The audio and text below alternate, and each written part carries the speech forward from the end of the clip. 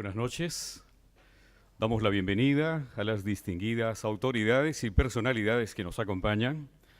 Estamos reunidos con motivo de la conferencia magistral Filosofía y Ética en el pensamiento del doctor Johann Leuridan Heiss, que dictará el doctor Edgar Montiel, jefe de Políticas Culturales de UNESCO, organizado por la Facultad de Ciencias de la Comunicación, Turismo y Psicología de nuestra Universidad de San Martín de Porres.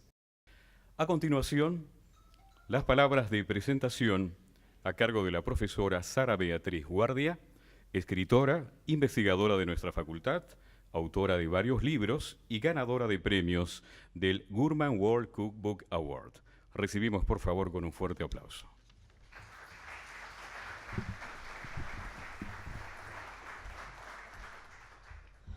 Nos hemos reunido hoy para escuchar la conferencia magistral Filosofía y Ética en el Pensamiento de Johann Leuridan Heiss, a cargo de Edgar Montiel. A través de estos años y de varias actividades conocemos de la intensa labor de nuestro decano.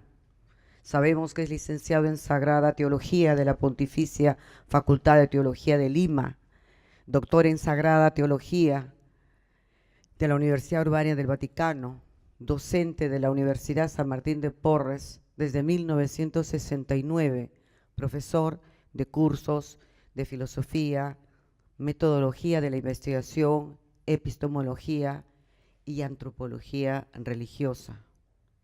Ha sido condecorado con la Orden de las Palmas Magisteriales del Perú en el grado de maestro y con la Orden de Commandateur del Reino de Bélgica. El Congreso de la República lo ha reconocido con el grado de comendador. Es profesor emérito de la Universidad Tecnológica Equinoccial de Quito, Ecuador, y doctor honoris causa de la Universidad Privada San Juan Bautista.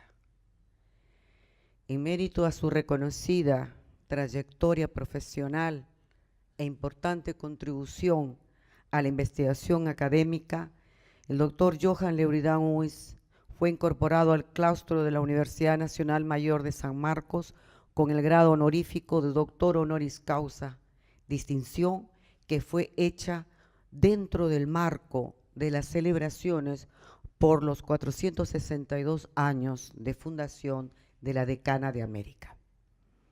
Con más de 4 décadas dedicadas a la enseñanza y a la promoción de la cultura, ha cumplido un rol de gran impulsor de libros de investigación de la gastronomía peruana. Entre 1995 y 2015, Gourmand World Cook Awards ha premiado con las más altas distinciones como mejores libros de gastronomía del mundo a varios de estos trabajos. Es por ello que en el 2005 premió al doctor Johann Leuridan Heiss como mejor editor de libros de gastronomía del mundo. Por ello, y es bien importante, el fundador y presidente de Gourmand dijo de la Facultad de Ciencias de la Comunicación, Turismo y Psicología, ha creado a lo largo de los años el mejor programa de edición de libros de cocina y de la historia culinaria de cualquier universidad o escuela del mundo. Pero no solo se trata de casi 100 libros de gastronomía publicados durante su gestión. La facultad ha publicado 300 libros entre gastronomía, turismo, comunicación y psicología. Sin embargo, hay una importante faceta de la actividad intelectual del doctor Johann Leuridan Heiss que hoy conoceremos con mayor profundidad en el contexto de una prolífica producción de diversas publicaciones, entre las que destacan sus libros Filosofía y Ética 1 y 2, José de Acosta y el origen de la idea de la misión, Filosofía, la Iglesia en América Latina, Signos de liberación, justicia y explotación de la tradición cristiana antigua. Además, desde 1969 ha publicado en varias revistas artículos de diversos temas como la familia, la escuela y los líderes de la sociedad, reconstruir la civilización, la cultura de la vulgaridad y la ética de la virtud, modernidad y relativismo, las iglesias evangélicas en América Latina, iglesia, cultura y derechos humanos, los orígenes de la idea de misión de la obra del jesuita José de Acosta y 25 artículos más sobre filosofía, teología, educación y cultura. En el mundo posmoderno, escribe Johann Leuridan Huys, la ciencia ya no es un saber, ella se vuelve un instrumento de poder. Las nuevas tecnologías se preocupan de los medios y no de los fines. Ya no se busca un consenso sobre lo verdadero, lo justo o lo bello, sino el principio más eficiente. Las técnicas tienen la razón y los resultados prácticos de la ciencia y de la tecnología prescriben el orden político, ético y jurídico. Los centros educativos corren el peligro de entrar en dependencia del nuevo poder. Sin duda, las universidades tienen la obligación de preparar personas que tengan la capacidad de trabajar en este mundo actual de la competitividad, pero esto no significa que la competitividad debe ser la característica principal o la finalidad única de las universidades. Esta obligación también radica en el fortalecimiento de la cultura, no solo circunscrita en la literatura, la poesía, la pintura, el canto, la danza, entre otras expresiones artísticas, sino en la ética y en la relación entre las personas basadas en el entendimiento y el consenso. He querido leerles este párrafo de uno de los libros del doctor Johann Leuridan Huys porque me parece de suma importancia actualmente y en el contexto de esta conferencia.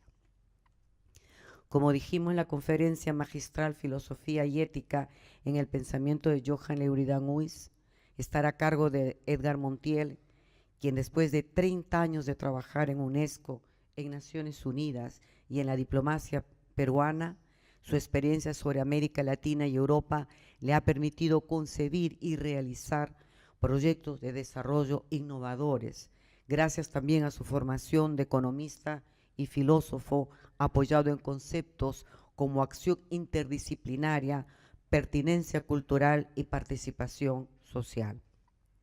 En México, en 1985, durante el Año Mundial de la Juventud, como experto de la ONU, promovió la participación efectiva de la juventud en la democracia y el acceso al empleo. Como subdirector de la Oficina Regional de UNESCO en Cuba, impulsó la cultura como recurso para el desarrollo y la integración de América Latina. En Paraguay, incorporó el turismo cultural y natural en la estrategia de desarrollo social y apoyó la educación bilingüe guaraní, español y la educación en alternancia, estudio, trabajo. Como jefe de políticas culturales de UNESCO, sede París 2002-2009, participó en la respuesta a los nuevos retos que la globalización planteó a la comunidad internacional, como el gobierno de la diversidad cultural, la preservación del patrimonio cultural inmaterial, la defensa de los derechos de los pueblos indígenas, la acción de la cultura contra la pobreza mediante empresas culturales y creativas, la gobernanza democrática, la educación para el desarrollo sostenible y el uso de la diplomacia cultural como estrategia de política externa entre sus principales preocupaciones. Toda esta experiencia está sistematizada en varios libros de su autoría, como hacia una mundialización humanista, Gobernar es saber, formar hombres y mujeres de Estado, que inspiró este último libro, la creación de la Escuela Nacional de Administración Pública, El poder de la cultura en el 2010, Diplomacia cultural en Guatemala. En el campo filosófico destaca sus libros El humanismo americano, Filosofía de una comunidad de naciones y Pensar en un mundo durable para todos. De formación interdisciplinaria, inició sus estudios en 1970 en la Universidad Nacional Mayor de San Marcos, donde ganó el primer premio de ensayo de los Juegos Florales de 1973. Tras obtener la maestría y el diplomado avanzado en Economía del Desarrollo, se doctoró en Desarrollo Económico y Social en 1981 en la Universidad de París, Panthéon-Sorbonne. Fue discípulo de Fernando Enrique Cardoso, de Alain Touraine y de Serge Latouche. En esta misma universidad obtuvo en 1978 la maestría en Filosofía y en 1980 el diploma de Estudios Avanzados en Filosofía Política. Profundizó sus estudios del pensamiento e historia de América en la Universidad Nacional Autónoma de México, donde fue asistente del conocido filósofo Leopoldo Sea. Enriqueció su experiencia profesional al trabajar 5 años para el Ministerio de Relaciones Exteriores del Perú como consejero de la Embajada en México y en Lima asesor en Torre Tagle, además de enseñar en la Academia Diplomática. En el 2013, Edgar Montiel concluyó en Guatemala su servicio a la cooperación internacional y como jefe de UNESCO integró el equipo de Naciones Unidas que ejecutó entre 2010 y el 13 23 proyectos conjuntos por un monto de $96 millones. El PNUD Nueva York evaluó este equipo como el de mayor performance en América Latina y en ese sentido el doctor Edgar Montiel dirigió 3 de estos proyectos, aquellos dedicados a la prevención de violencia social con estrategias soft power basadas en el potencial de la educación, la ciencia y la cultura.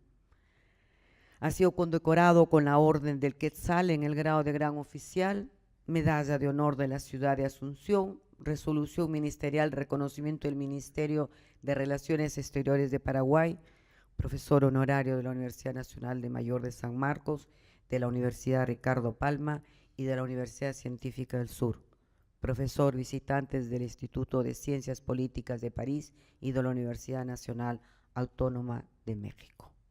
Espero haber sintetizado la importante presencia intelectual y académica reunida esta noche con la presencia de los doctores Johann Leuridán Huys y Edgar Montiel. Y sin más preámbulo, invito al doctor Montiel para dar inicio a la conferencia magistral. Muchas gracias.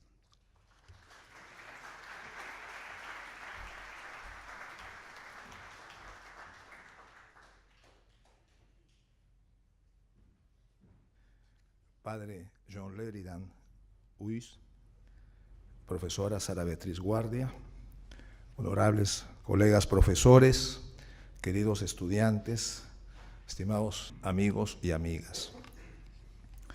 He tenido que pensar para escoger con qué vocativo me voy a dirigir a usted, Padre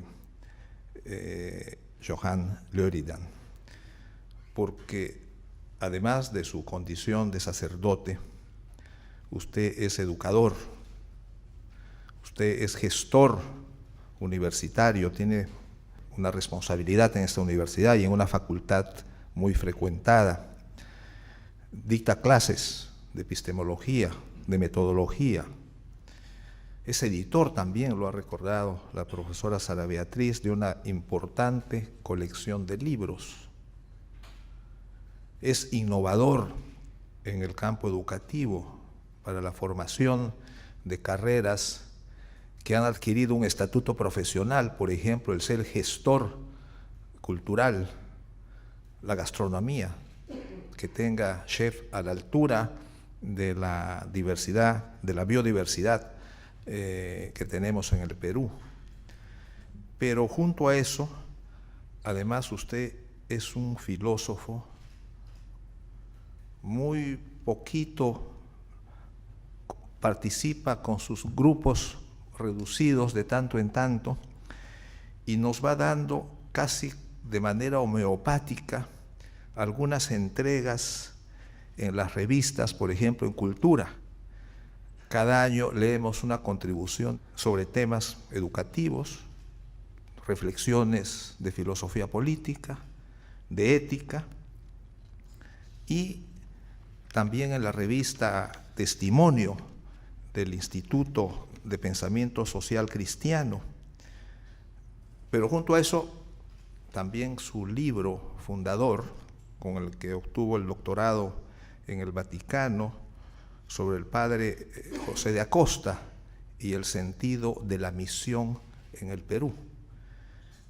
De modo que con todo este bagaje, para mí me resultaba tratarlo de qué manera, o decano, o tal vez reverendo padre, pero yo he escogido el de padre, y he escogido el de padre porque me parece el más sencillo y el más directo, porque creo que en esa expresión corta usted asume el compromiso de aquel joven belga de 23 años que en lugar de haber ido a África, quiso asumir una misión en el Perú. Y también por otro guiño dominico, es la prolongación de la obra de Las Casas, que es el defensor de los indios, es decir, de la condición humana de este continente desde hace 18.000 años, de acuerdo a los estudios de uno de los libros publicados por usted, que es el de Elmo León, sobre el hombre andino, cuándo son sus orígenes. Pero también por Vitoria, por Francisco de Vitoria, a quien usted se refiere en diferentes momentos de su obra. ¿En qué momento escribe, padre? ¿Cuándo? ¿En qué circunstancia? Porque usted tiene una producción regular, sistemática, con sus escritos sobre ética, sobre filosofía, eclesiología, educación, cultura. Usted ha confirmado un pensamiento, ha construido un pensamiento. No digo que tiene ideas, sino que ha formado a lo largo de estos 40 años una manera de pensar, una manera de abordar los problemas educativos, los problemas sociales, el consumismo, los problemas que atañen a la juventud, la responsabilidad de los padres, en fin, una militancia por las ideas, por el pensamiento, y que conforman una construcción estructurada, coherente, una mirada personal, pero también crítica. Usted tiene autores a quienes adhiere, hay autores a quienes critica, a quienes refuta. O sea, tiene un ejercicio crítico, como es el ejercicio que conviene a un filósofo. Se puede identificar algunas líneas de su pensamiento, ¿no es cierto? Iglesia, cultura y derechos humanos, modernidad y relativismo, cultura de la vulgaridad. Se ha trabajado poco este tema sobre la cultura de la vulgaridad, cómo este tipo de cultura se ha masificado y reina en nuestros días, sobre la experiencia religiosa, por supuesto, sobre escepticismo y modernidad, sobre ese gran desafío de cómo reconstruir el concepto de civilización en esta época de fragmentación y disgregación, y el más reciente, el de familia, escuela y líderes de la sociedad. En todo este corpus textual, en toda esta reflexión sistemática, usted aborda los problemas peruanos, cita autores peruanos, hay una apropiación del país, tiene su propia mirada del país, su propio juicio. Pero en este corpus textual habría que encontrar cuáles son las ideas fuerzas que usted ha abordado a lo largo de estos 40 años, y yo he ubicado 4 ejes. 4 ejes que podrían resumir, no sé si se puede decir, esta labor de tanto tiempo desde muy joven. El primero es el humanismo del bien. Yo creo que es una idea fuerza, la idea de que la naturaleza humana es proclive al bien. Usted ahí tiene una fundamentación basada en Aristóteles y la ética nicomaquia. Pero también podríamos apelar a Séneca, ¿no es cierto?, el estoico, porque una lectura del humanismo en esta época casi nos invita a revalorizar la dimensión estoica. Usted mismo lo dice, hay una especie de esteticismo, hay un hedonismo ambiental, y frente a eso, la cultura crítica, la austeridad, la vida frugal, ¿no es cierto?, son valores que hay que rescatar. En esta parte de su obra, leyendo el primer volumen de su Reunidas de su ética, filosofía y ética, encontramos, por ejemplo, este razonamiento sobre la ética como fruto de la razón y de la libertad. Y esto es importante rescatar, no es el ejercicio de la ética, la manera como usted lo expone, no es tanto como una imposición. La moral es una práctica colectiva, viene del modo colectivo, cómo se comportan los individuos y cómo practican en una sociedad, pero la ética es una responsabilidad personal. Y usted muestra bien que es el fruto de la razón y de la libertad. Y que la virtud es una disposición adquirida. Yo llamo la atención sobre este matiz, no es que es adquirido per se, sino es una disposición. O sea, no todo el mundo per se es virtuoso, sino que tiene una disposición a la virtud, pero esta se adquiere, se aprende. Y usted ahí pone como referencia, como una categoría que es muy útil en este momento, la ejemplaridad. ¿No es cierto? La ejemplaridad. Un proverbio romano decía que el pescado comienza a podrirse por la cabeza. Y por decir eso, ¿no es cierto?, Plutarco fue criticado, porque era una crítica a las cabezas, ¿no es cierto? Si las cabezas están podridas, entonces ¿qué esperar? Por ahí comienza. Y claro, la ejemplaridad, las leyes, la educación y la libertad. Todo eso son categorías que usted pone en juego, recupera que la virtud es también política. Política en el sentido que el ejercicio político es una práctica de gestión de la colectividad. Y una gestión de la colectividad significa un servicio a los ciudadanos, un servicio a la colectividad. Y entonces, si es servicio y es responsable, entonces sí es una virtud.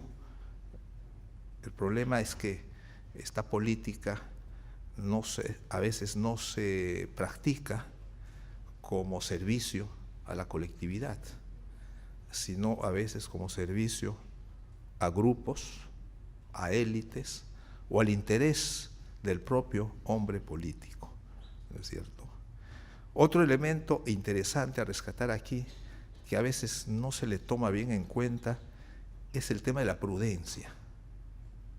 El tema de la prudencia, esto me recuerda a Baltasar Gracián, ¿no es cierto?, que es el que en el ámbito del pensamiento español escribió un tratado de cómo deben comportarse los príncipes, y uno de los príncipes de esa época, pero también los príncipes de esta época, el tema de la prudencia, que significa un conocimiento de una realidad determinada, de un problema, y abordarlo con mesura, digamos, no en los extremos, sino casi en el justo medio, que también es otra prédica, no solamente en Occidente, sino también en la tradición oriental, en el caso de Confucio, ¿no? El tema del justo medio.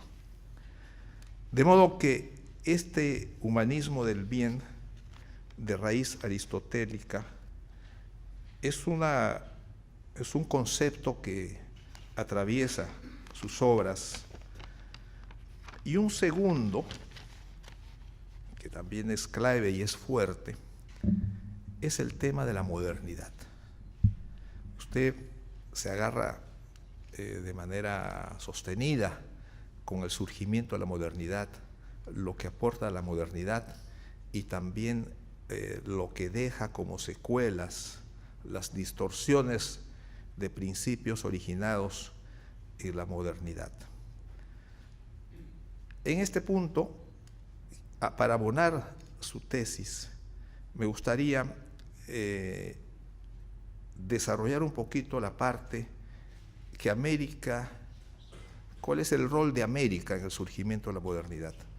Yo voy a leer el texto, su texto sobre el inicio de la modernidad, que lo dice de manera resumida en lo siguiente, para ligarlo con el tema de América, y vamos a ver por qué este punto es importante.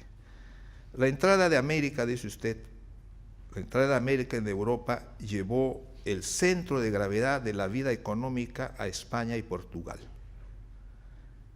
El comercio se dio entre Sevilla, Lisboa, Medina del Campo, Amberes, León, Génova y Florencia. No es casualidad que los teólogos de la Escuela de Salamanca, acá hay un dato interesante, que los teólogos de la Escuela de Salamanca pasen a la avanzada del pensamiento europeo. Aquí hay una tesis ya, ¿no es cierto? Que la avanzada del pensamiento, que la Escuela de Salamanca pasa a la avanzada del pensamiento europeo. La Escuela de Salamanca es 1535. Las figuras más representativas de esta escuela son los dominicos. Francisco de Vitoria, el autor del Relectio de Indis. Dicho este relectio, esta es una lección en 1539 y que sirvió de base a muchas cosas, como vamos a ver ahora.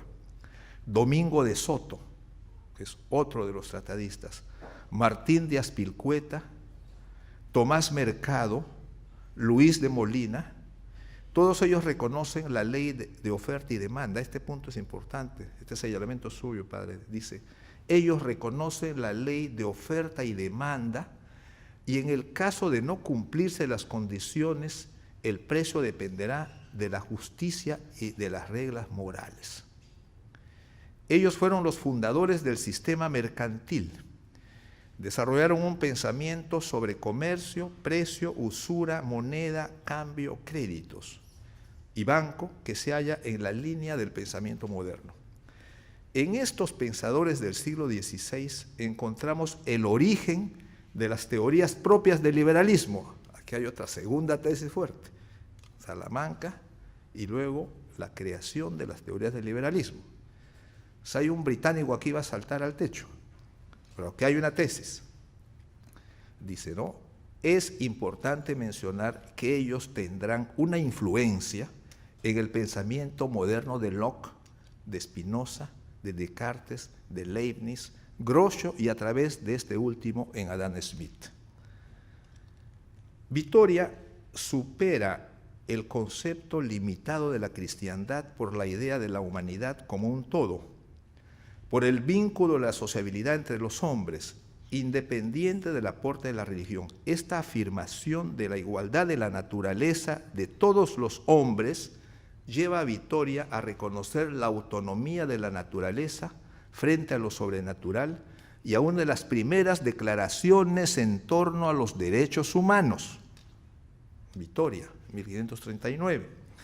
Él supera la posición teocrática que subordina el poder civil a la Iglesia. Aquí hay algo subversivo, padre, dice, se afirma la idea de Tomás de Aquino acerca del pueblo como sujeto del poder recibido de Dios. Y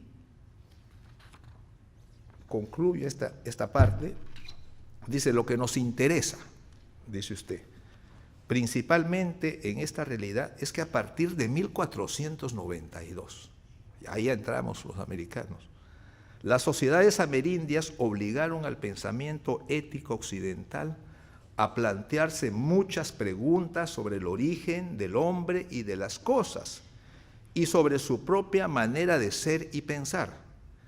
La existencia de una cultura fuera del ámbito geográfico del viejo mundo era ya de por sí una incógnita. Los derechos que se otorgaba la corona española para apropiarse de los territorios ultramarinos chocaban con los principios evangélicos. El debate sobre la condición humana o no de los indios obligó, o sea, de nuestros ancestros, de los orígenes, obligó al pensamiento europeo a reconocer los derechos humanos en América Latina y de esta manera dar inicio a un nuevo pensamiento jurídico internacional del derecho de gentes.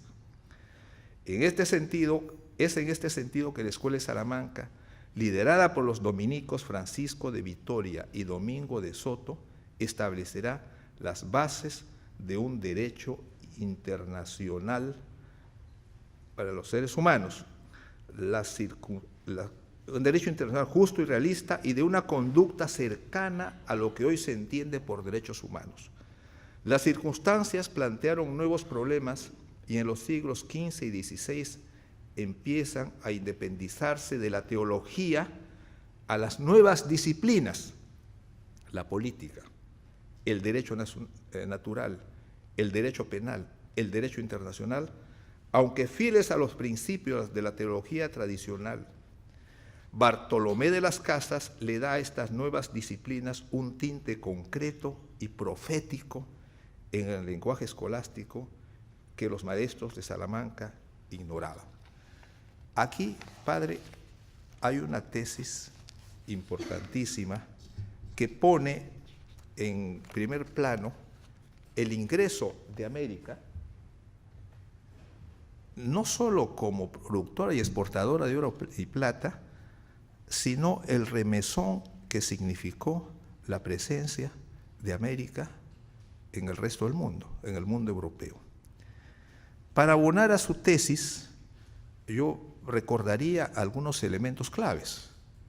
Por ejemplo, imagínense cómo podía elaborarse una idea sobre el género humano o los derechos humanos que llegaron como derechos 2 siglos después, con la Revolución Francesa, sin pensar en esos nuevos hombres, homúnculos, semovientes, porque de eso se trataba, de definir qué eran estas entidades que vivían en las Américas, ¿no es cierto? Entonces, este cuestionamiento ocasionó un remesón conceptual en la visión, en el episteme que tenían los europeos de lo que era el mundo y lo que eran las gentes.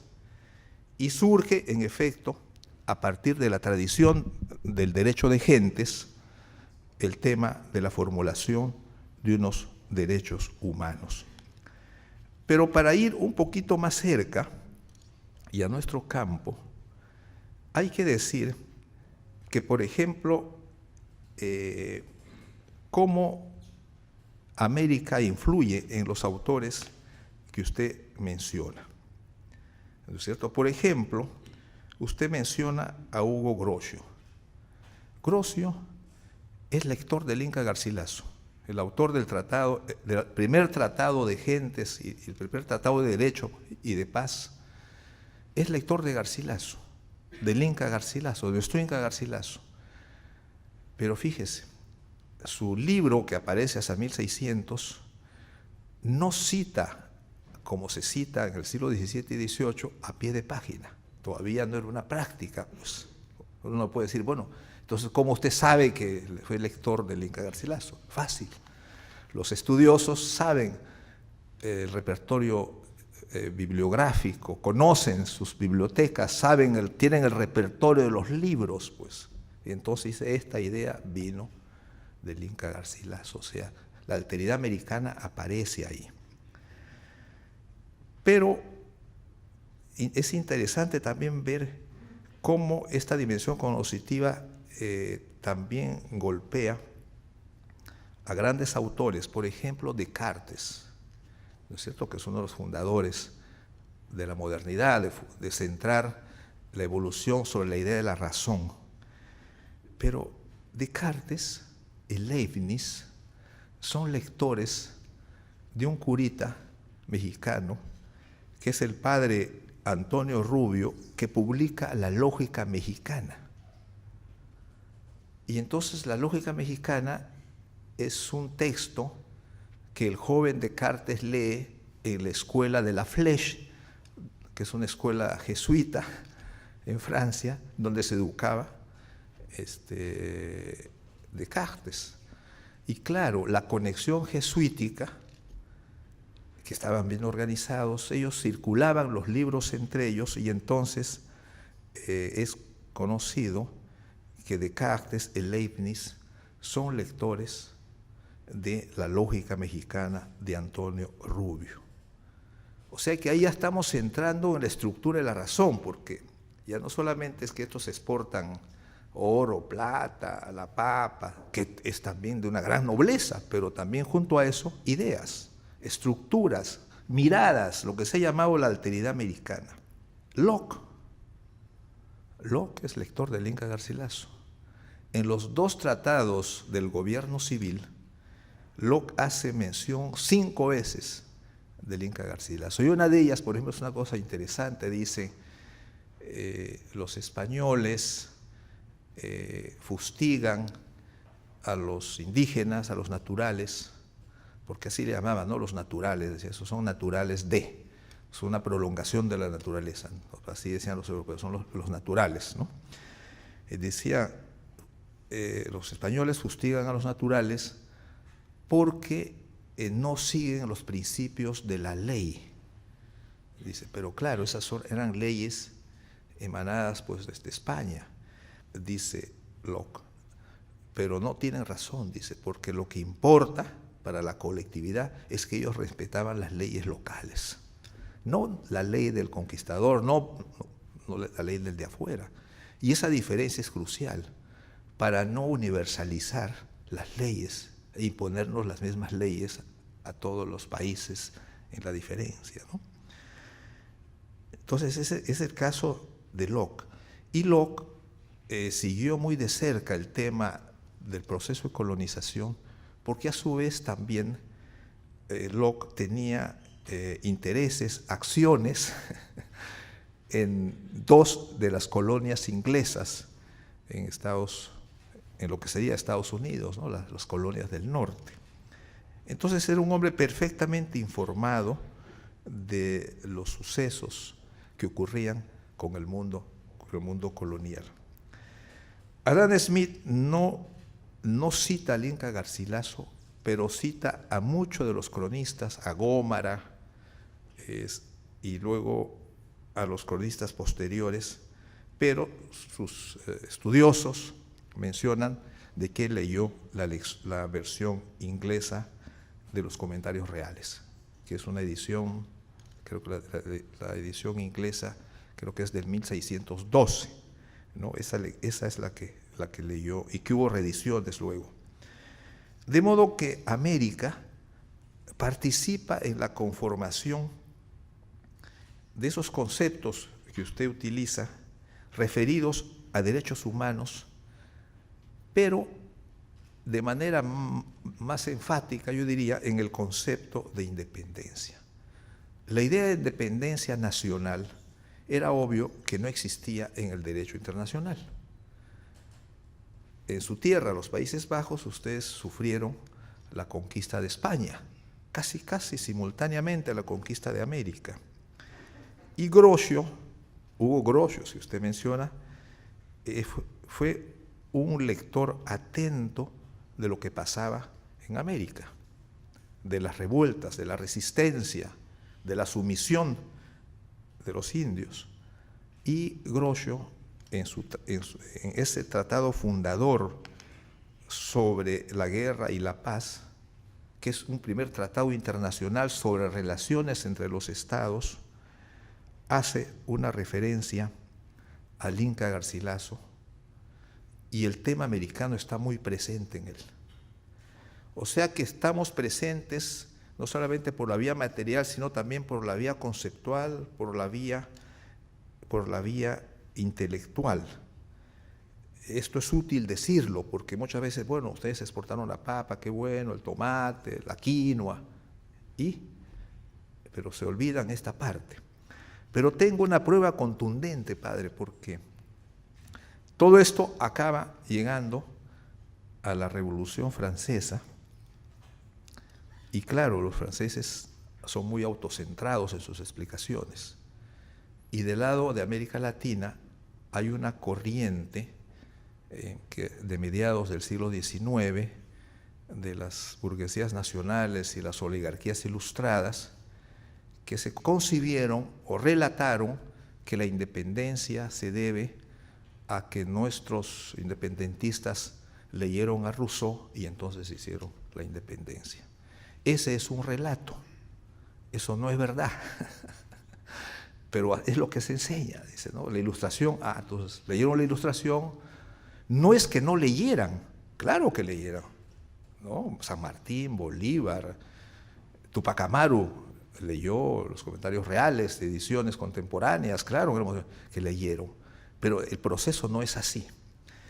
Pero yo le voy a dejar la palabra para explicar este tema a uno de los oradores de la Asamblea Nacional de Francia. Tengo fotocopiado algo así como la transcripción, la grabación de los debates de la Asamblea Nacional, o sea, de los revolucionarios de 1789, en las partes que ellos mencionan a América, ¿no?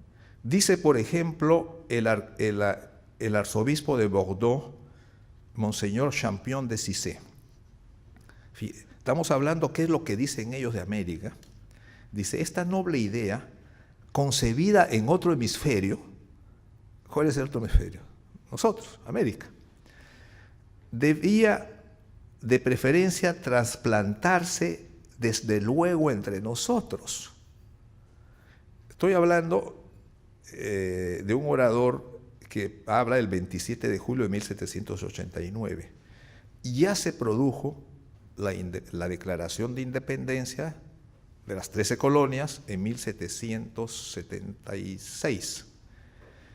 Y ya las colonias habían creado su constitución en 1787. Y el presidente Washington estaba a punto de asumir lo que era una novedad planetaria, ser presidente. En una tradición monárquica, ¿cómo que ser presidente? ¿Qué es esto? Ese es un exotismo americano, decía que en América dice que votan, que estos americanos ponen unas cajitas y un huequito ponen un papelito, ¿no? El hecho electoral, pero eso es un hecho americano, ¿no? El sufragio, la primera vez que se votó de esa manera y se hace una constitución y se declara la república, pues es América, ¿no es cierto? Es propio. Y me menciono América del Norte porque es parte de todo el proceso continental. Es decir, tal vez eso sea motivo de otra conferencia, las relaciones entre la independencia del norte y del sur tienen muchísimas más relaciones de las que uno cree. No más para decir que hubo 3.000 combatientes caribeños, mexicanos y centroamericanos que lucharon bajo los órdenes del general Washington. Pero continúa aquí con Champion de Cissé, dice, esta noble idea concebida en otro hemisferio debía de preferencia trasplantarse desde luego entre nosotros. Nosotros hemos contribuido a los acontecimientos que han dado a América septentrional su libertad. Es cierto, Francia, Luis XVI, puso plata y armas. Ella nos muestra sobre qué principios debemos apoyar la conservación de la nuestra. Y es el nuevo mundo al que en otro tiempo no habíamos aportado más que cadenas, el que nos enseña hoy a preservarnos de la desdicha de llevarlas nosotros mismos. Ese es el orador, el arzobispo. Pero vamos a darle la palabra a Mirabeau. ¿Qué dice Mirabeau? Porque esto es útil para los latinoamericanos, ¿no? A propósito de que uno lee algo y hace la revolución, ¿no? No es así. Dice Mirabeau: hemos buscado aquella forma popular que evoca en el pueblo, no lo que se ha estudiado en los libros o en las meditaciones abstractas, sino aquello que él mismo ha experimentado. De suerte que la declaración de los derechos, de la que una asociación política no debe apartarse jamás, sea más bien el lenguaje que usaría el pueblo, si tuviese el hábito de expresar sus ideas, que una ciencia que nos propusiera enseñarle. Esta diferencia, señores, está hablando a la convención, a la Asamblea Nacional, es capital. Y como la libertad jamás fue el fruto de una doctrina elaborada con deducciones filosóficas, sino de la experiencia de todos los días y de los razonamientos sencillos que los hechos suscitan, se deduce que seremos mejor entendidos a medida que nos acerquemos más a estos razonamientos. Si hay que emplear términos abstractos, los volveremos inteligibles, vinculándolos a todo lo que pueda recordar las sensaciones que han servido para hacer florecer la libertad y separando en lo posible todo lo que se presente bajo el aspecto de innovación. Así han hecho los americanos su declaración de derechos, han apartado la ciencia intencionalmente, han presentado las verdades políticas que se trataba de fijar bajo una forma que pudiese fácilmente llegar a ser la del pueblo, al que solo la libertad importa y que es el único que puede mantenerla. Mirabeau en la sesión del 17 de agosto de 1789, o sea, un mes, un poquito más de un mes después del día del 14 de julio, ¿no es cierto?, de la toma de la Bastilla. Este tema es importante y lo dice este orador, porque aquí lo que se rescata, y eso también está en sus libros, en sus textos, es que las grandes ideas no se forjan a partir, digamos, de lo que uno lee, porque, digamos, por ejemplo, los esclavos no leían a Rousseau, ¿no es cierto?, pero que querían la libertad, lo querían. Esa construcción es sentido común, y eso se rescata mucho en su libro, el tema del sentido común. Las cosas emergen, o sea, las colectividades tienen ideas, conforman cuerpos de ideas, se movilizan por ideas, pero que son nacidas de su propia realidad social.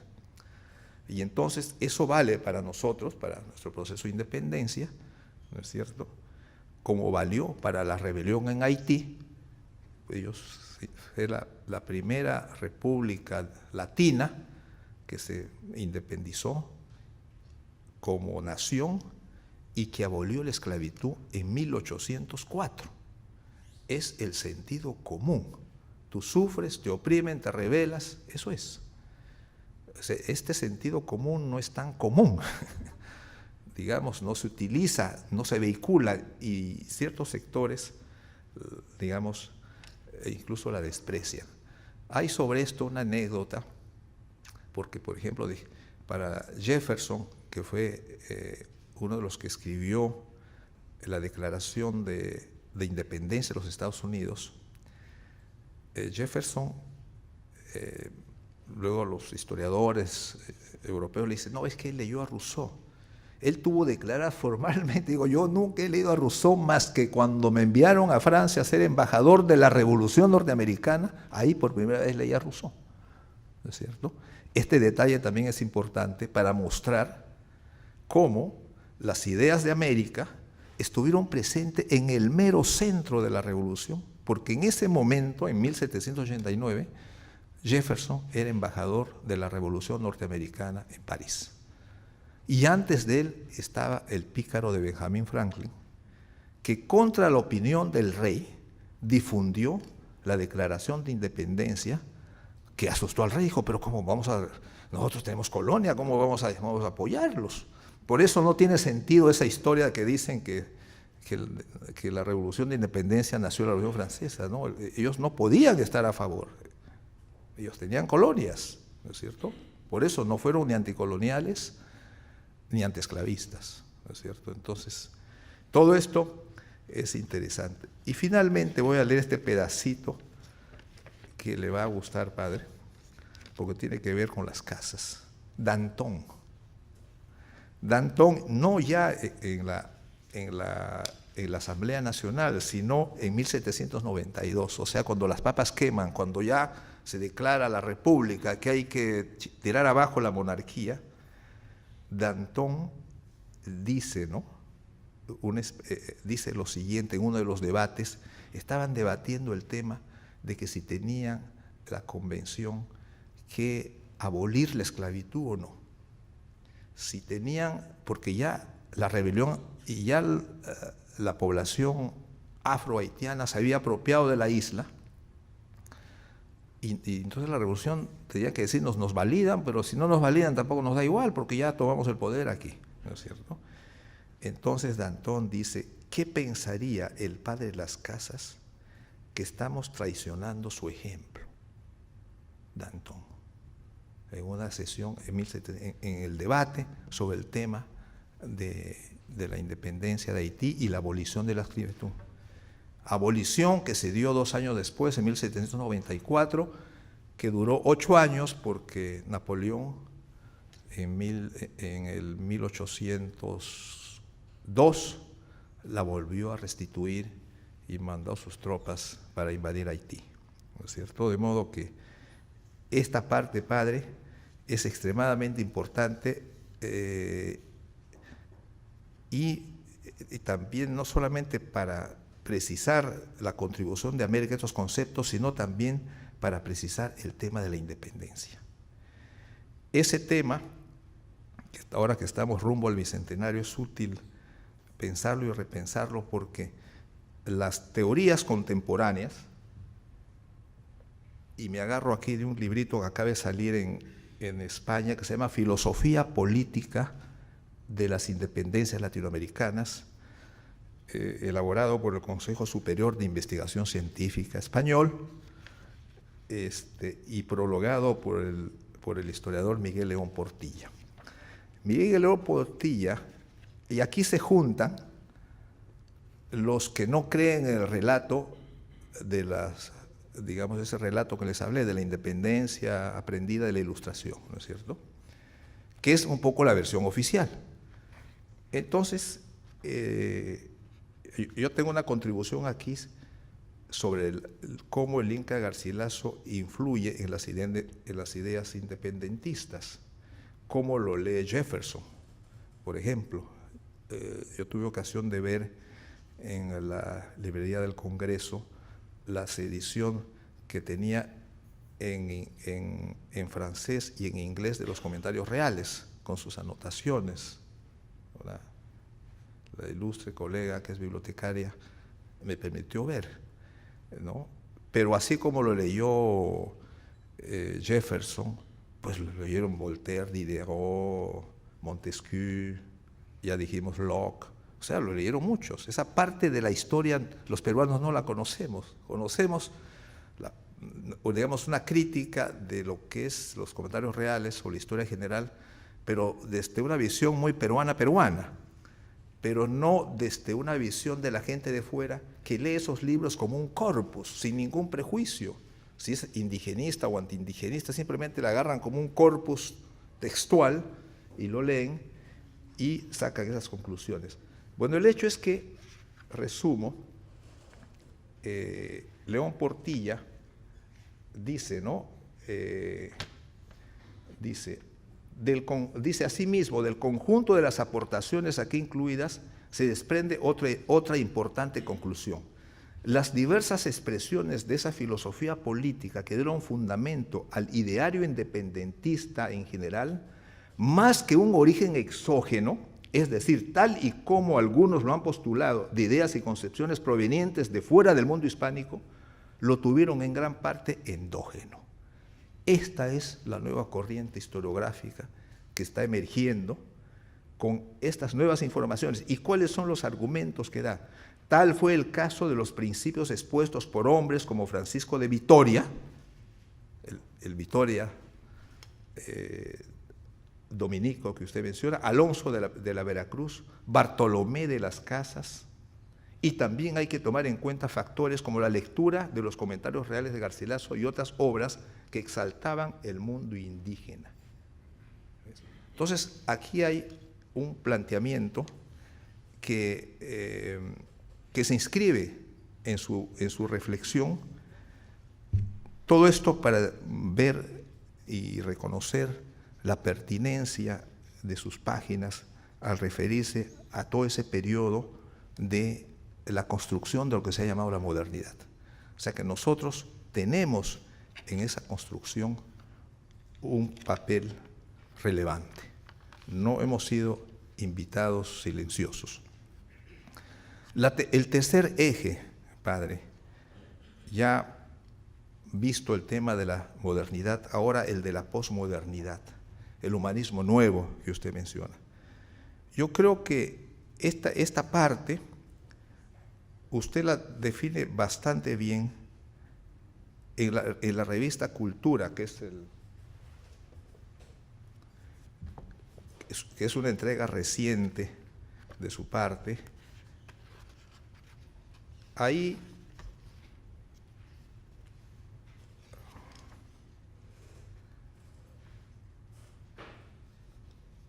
dice, ¿no? La sociedad del bien, de la justicia, del don, de la dignidad, de la solidaridad y de la confianza. Dice, muchos filósofos, aquí usted plantea, a mi ver, un poco lo medular, ¿no? Dice, muchos filósofos actuales hablan de la imposibilidad de definir lo que es el bien absoluto. Por lo tanto, tampoco se podría definir el bien particular. Borraron la palabra bien del diccionario. Por ejemplo, Odo Marcar no plantea la búsqueda del bien como criterio básico de la filosofía, sino el escepticismo. Para entender este tema, él recomienda leer la filosofía francesa de Foucault o Derrida, o mejor, a Heidegger, a quien estos filósofos franceses han copiado. Todos son escépticos, es decir, no se puede conocer ni el bien ni el mal. Los posmodernos son defensores de la política neutral del sistema neoliberal. Sin embargo, el hombre común, el sentido común, ¿no? El hombre común sabe distinguir, sabe que algunas cosas son mejores que otras. No tiene dudas sobre a dónde va lo bueno y lo justo. Igualmente sabe diferenciar cinismo, crueldad e indiferencia. Basta la reflexión ética sobre la experiencia moral para entender que ciertos tipos de vida son mejores que otros. Una cosa es el bien global al que mira la metafísica y otra es la norma inmediata del comportamiento. Hay mucha evidencia sobre el buen y mal comportamiento. La norma adquiere su sentido desde el fin, pero no se deduce de él. Ralph Dahrendorf escribía, comillas, a pesar de las dudas de los filósofos sobre el bien y el mal, creo que podemos afirmar que el asalto y asesinato de una mujer en el metro de Londres es un mal y la ayuda a las víctimas del SIDA es un bien.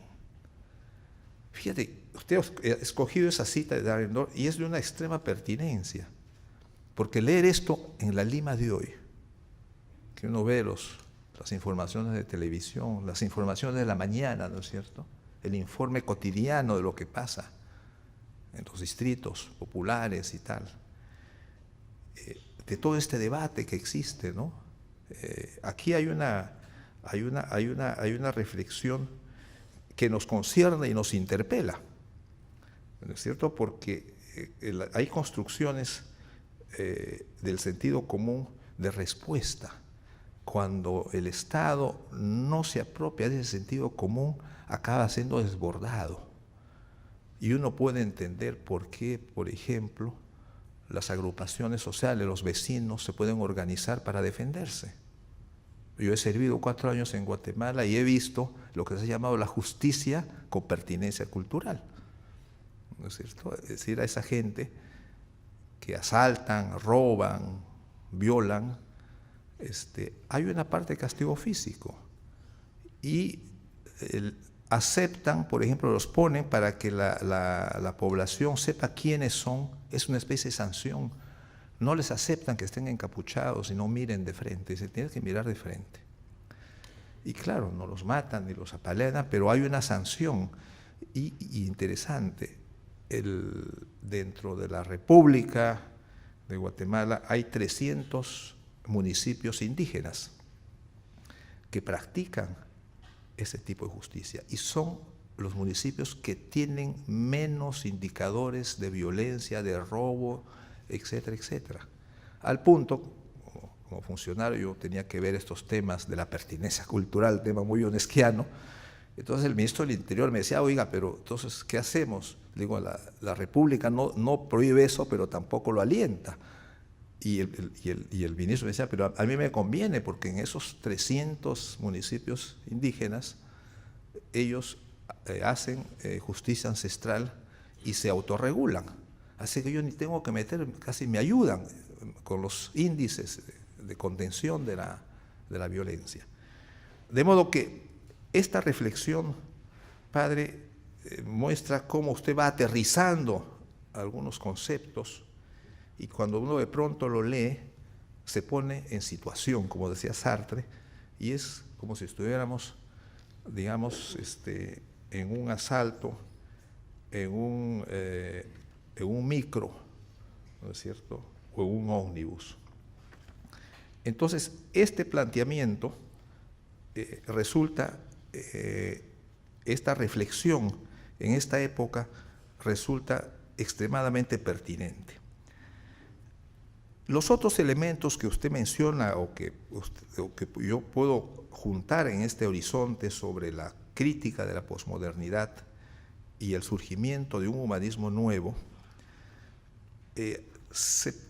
hay reflexiones aquí que son muy útiles sobre por qué hemos llegado a un punto de una exagerada desacralización de lo humano. Ya se había desacralizado lo divino, o sea, ya los modernos, los ilustrados del siglo XVIII tenían un comportamiento ateo o eran teístas, ¿no es cierto? Pero en esta época hay esta desacralización del humano ha llegado a un punto tal de una exageración, prácticas colectivas que son hedonistas, ¿no es cierto? El hedonismo, por ejemplo, se ha medido, es una característica de esta época.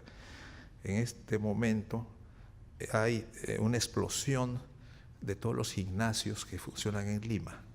Todos vamos a los gimnasios, queremos vernos bien, ¿no es cierto?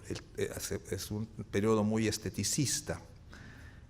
Y claro, hay una exageración, hay un culto también a la figura, ¿no es cierto? Es una época narcisista. ¿Cómo no van a ser narcisistas si ahora hay posibilidad de sacarse un selfie a cada rato con los otros? Todo se filma, todo se muestra, estamos en la cultura de la imagen. Y claro, todo eso también tiene sus correlatos en este narcisismo, en este hedonismo. Y todo eso, padre, usted lo dice ahí, es consumismo, es pleonexia, lo que Platón llamó el culto de las cosas, el tener, digamos, el poner como prioridad tener más que ser. La pleonexia es esta adoración, esta idolatría por las cosas, este culto, ¿no? El mercado ha llenado todos los niveles etarios. Por ejemplo, ahora hay una industria para los productos para niños, ¿no es cierto? Para los bebés, cuando todavía no llegan, es una obligación social comprar el ajuar. Claro que dura muy poco y el bebé crece, entonces, pero es una próspera industria. Y ya no digamos para los adolescentes, ¿no?, que quieren una tablet último modelo, o gente que quiere coche último modelo, o una computadora más reciente. Entonces el mercado nos ofrece cosas que van a tener poca duración, es decir, la esperanza de vida de los productos se han achicado. Mi abuela todavía tenía una lavadora alemana que le duró como 35 años y yo casi lo heredé. Ya no sé qué hacer con ella y sigue funcionando. Pero ahora una lavadora pues dura 3 años, un televisor, una pantalla. Y claro, entonces todo eso es recalentamiento climático, todo eso hay que botar, no hay lugar, entonces eso se echa luego al mar y se forman islotes pues ahí, de desechos. Se han dado cuenta que todo viene muy sobreempaquetado. Usted se toma un juguito, esos chiquitos, ¿no es cierto? En realidad lo que compra, lo que paga, no es el jugo, estás pagando la cajita, porque ahí vienen 20 centímetros cúbicos que se toma con una cañita. O sea, todo es una parafernalia. Pero yo, dame un vaso mejor. Entonces, todo eso está pensado así. Entonces, es una producción que genera mucha basura, que genera mucha compra y es una enfermedad. Es una enfermedad que no solamente a nivel individual, sino a nivel colectivo, porque luego no sabemos qué hacer con estas cosas, ¿no? Entonces, esta parte, esta crítica, este ejercicio crítico, tiene a su vez un complemento, y yo diría alentador, porque esto se critica lo moderno, lo posmoderno, pero hay una propuesta de un humanismo nuevo. Y en eso encontramos en los textos del padre Leuridan nuevas pistas, por ejemplo, su visión, su incorporación a su discurso del pensamiento latinoamericano.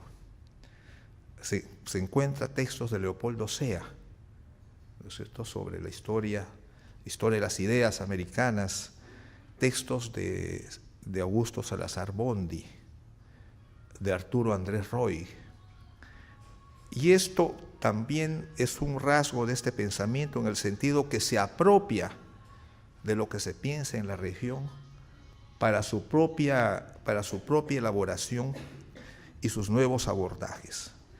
En este tema también hay que decir que el padre Leuridan es un filósofo de la cultura, porque el tema cultural está muy presente, el tema del sentido común está muy presente, y esta ética del consenso, que si bien es cierto viene de Habermas, esta ética es una propuesta que guarda su vigencia. Quisiera leer un pedacito de lo que su elaboración, su trabajo, padre, me ha generado, ¿cierto? Y esta parte quisiera leerla porque creo que quiero ser exactos. Esta nueva realidad planetaria demanda un viraje hacia una nueva moral, nuevas costumbres colectivas. Las ciencias confirman que el universo es una entidad viviente, actuante, donde todos los seres y los sucesos están vinculados, interrelacionados en un movimiento perpetuo. Para la antigua moral estoica, aquella de Zenón y Séneca, vivir conforme a la naturaleza significaba incorporarse a un orden necesario, ya determinado. La adhesión a un orden natural es distinta en la cosmología actual del universo. Hemos avanzado en el conocimiento del cosmos. Ahora se trata de dotar de una ciencia ecológica al ciudadano del mundo para que vea y sienta los vínculos consustanciales que existen entre todos los seres humanos y entre estos y el resto de entidades de la naturaleza. Los animales, las plantas, los minerales, todos estamos hechos de las mismas materias.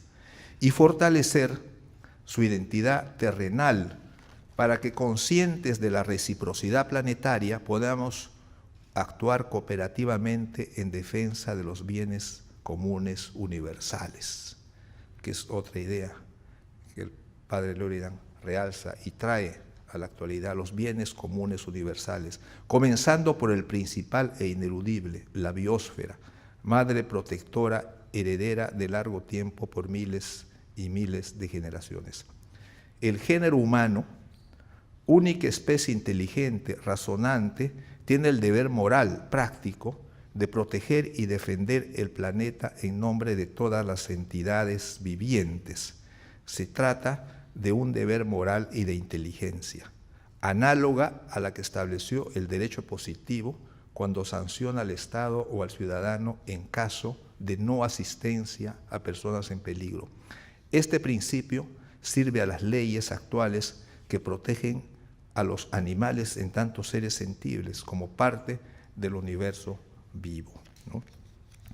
Yo creo que esta parte, padre, que tiene que ver con la situación contemporánea, nos lleva también a este punto, ¿no es cierto? Y finalmente, padre, hay un aspecto que me gustaría destacar. Al principio, al repasar su biografía, Sara Beatriz Guardia mencionó su condición de gestor, de organizador. ¿Cómo es así que una cabeza puede organizarse para pensar, reflexionar, ser gestor, editor y luego sacar adelante las escuelas que están bajo su responsabilidad? Y yo veo aquí en este ejercicio, leyendo por ejemplo los libros que ha editado, es acerca de esos 100 libros editados, 300 para todo el decanato, para esas 3 escuelas, pero 100 de gastronomía. Yo siento aquí una cabeza pensante que valdría reflexionar, es decir, cómo replicar este tipo de ser gestor, cómo es que es un filósofo y es operacional, un filósofo que es operador.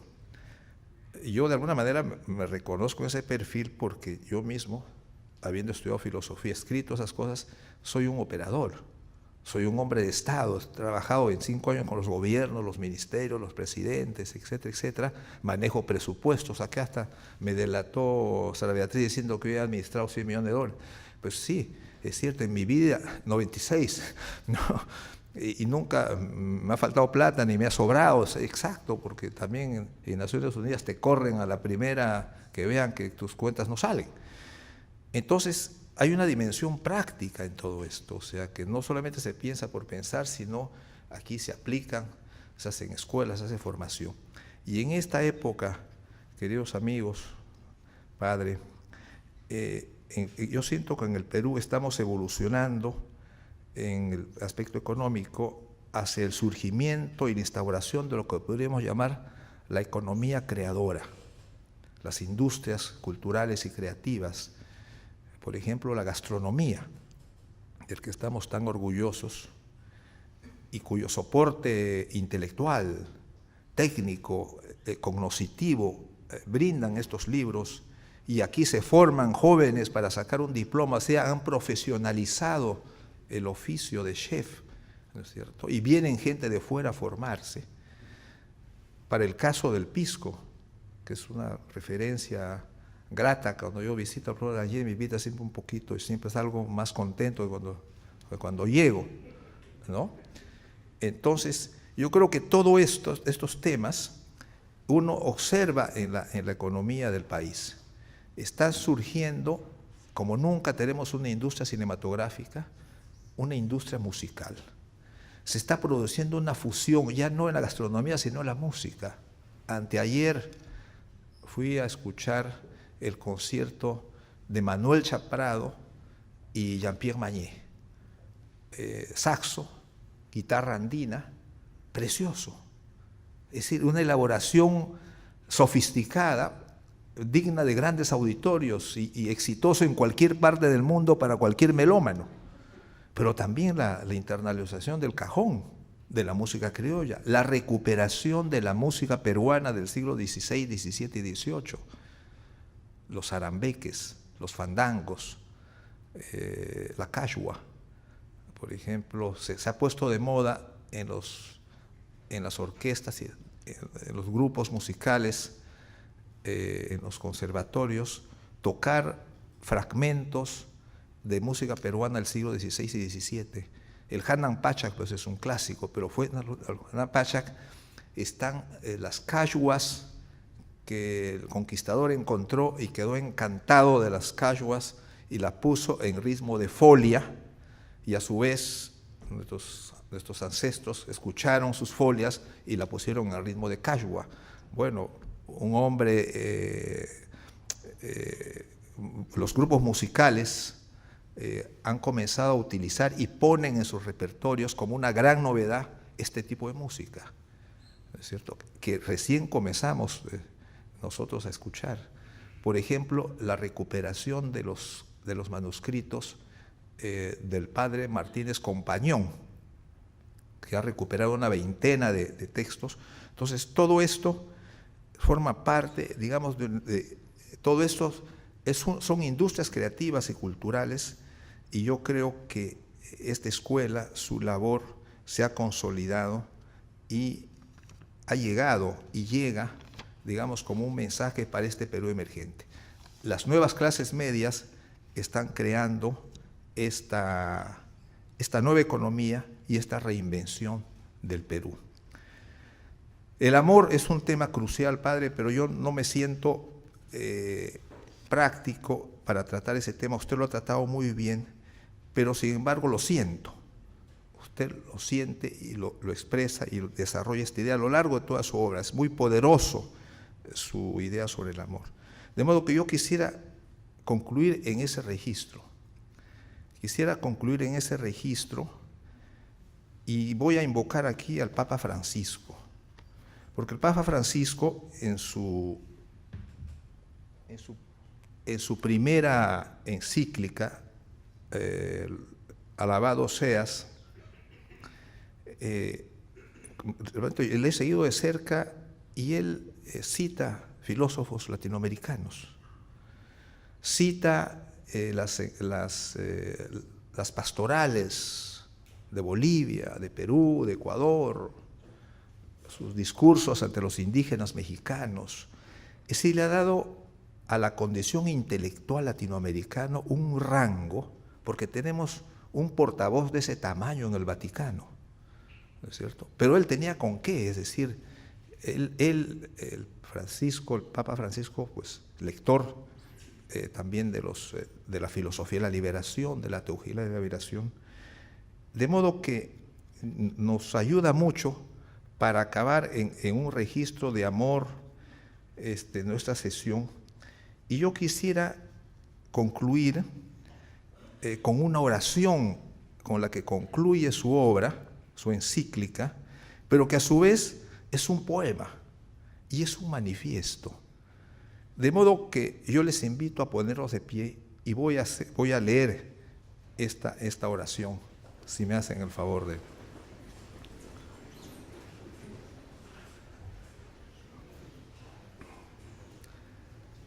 Oración por nuestra tierra. Dios Todopoderoso, presente en el vasto universo y en la más pequeña de tus criaturas, tú que arropas de ternura todo lo que existe, envíanos la fuerza de tu amor para que nosotros protejamos la vida y la belleza. Inúndanos de paz, para que vivamos como hermanos y hermanas sin causar daño a nadie.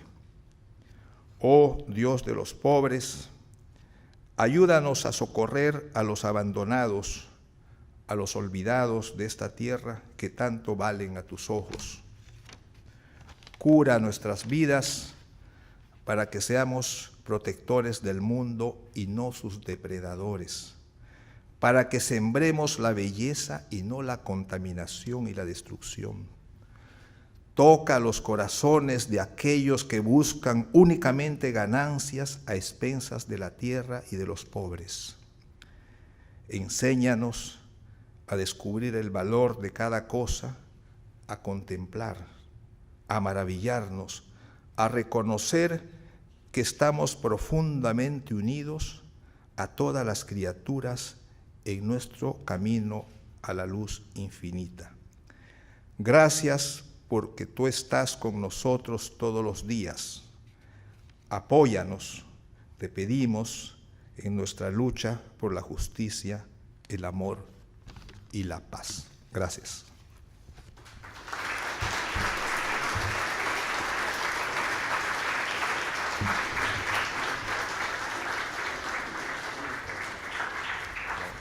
Queremos agradecer la participación del doctor Edgar Montiel, a cada uno de ustedes, y los invitamos, por favor, a compartir un cóctel en los exteriores. Buenas noches.